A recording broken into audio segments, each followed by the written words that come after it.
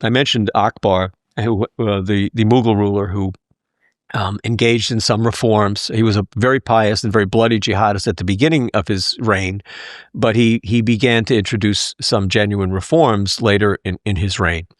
And of course, those were violently opposed by the Orthodox Muslim clerics. And one of the clerics was a Sufi that opposed his reforms. His name was Sir Hindi. And so I'm reading this anti-Hindu tract, and he's glorifying cow slaughter, et cetera, and I'm like, okay, well, it's ugly, nasty stuff, but I expect that. And then there's a line in there that says, "Whenever a Jew is killed, it is for the benefit of Islam." And it just jumped out on me. And the best I could find out is that he didn't have any contact with Jews in that part of the world.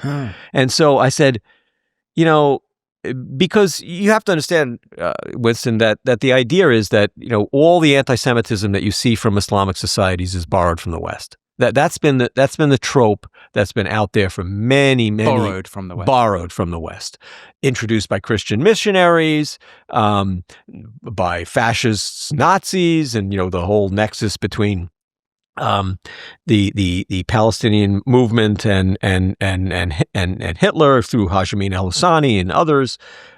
It's all a Western phenomenon implanted into the Middle East, and I was like, well, what about this? What does that mean? Yeah. And that's really what led me, to the second book. And I just want to, if you just, of course, indulge me. So I had finished the manuscript. This is the second edition. I had finished the manuscript. So this is the Legacy of Islamic Antisemitism. Yes, I had finished the manuscript. From sacred text to solemn history. Oh, and by the way, it's interesting. We may get back to the cover art. That's an interesting story too. So I was done. The Prometheus was typesetting the manuscript, and I had a little lag time. And I don't know why, it just struck me that I would do this thought experiment. So I had researched this. I'll explain what it is. I had found this quote, and I found it extremely interesting. And then I decided, well, all these experts that are constantly opining about anti-Semitism, they were all academics. I think they were all Jews, and they were in advocacy work.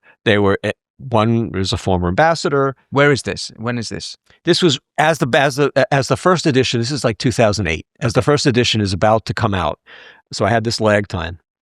I wrote to them all email. I had their email addresses. I said, in your opinion, would this quote, and I'll read it to you, exemplify racial or at least ethnic anti-Semitism? Moreover, would you please hazard a guess as to where and when it was written based upon the contents? And now I'll read you the quote. Our people, the Muslims, thus observing the occupations of the Jews and the Christians, concluded that the religion of the Jews must compare unfavorably, as do their professions, and that their unbelief must be the foulest of all, since they are the filthiest of all nations. Why the Christians, ugly as they are physically less repulsive than the Jews may be explained by the fact that the Jews, by not intermarrying, have intensified the offensiveness of their features. Exotic elements have not mingled with them. Neither have males of alien races had intercourse with their women, nor have their men cohabited with females of a foreign stock. The Jewish race, therefore, has been denied high mental qualities, sound physique, and superior lactation. The same results obtained when horses, camels, donkeys, and pigeons are inbred. So I asked them to do two things. As I said, is this anti-Semitic? And when was it? When was it written? And so I'll read you some of the responses. But when was it written? I'll get to that in a minute.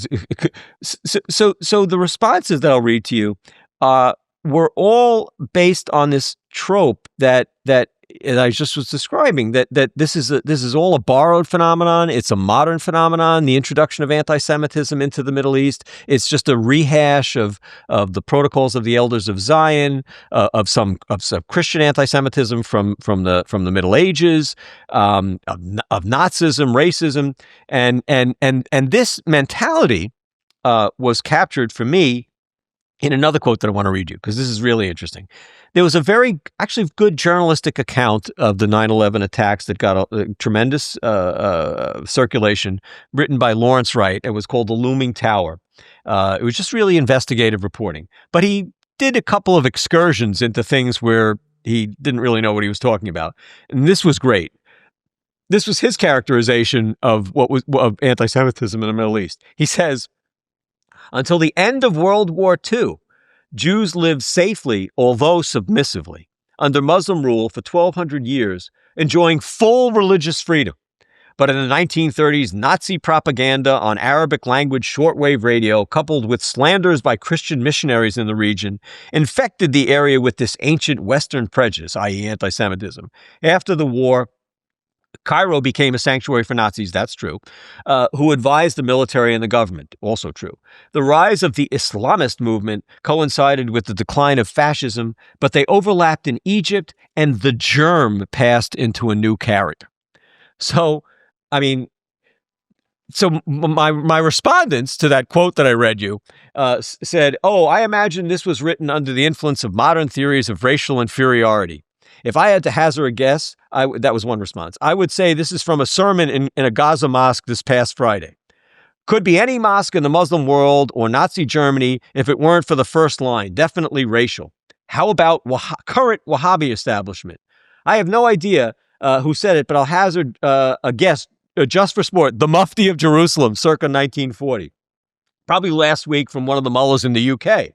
Yes, racist to the point of being Nazi-like. I would say the Mufti of Jerusalem or some other Islamo-fascist or maybe contemporary Wahhabi.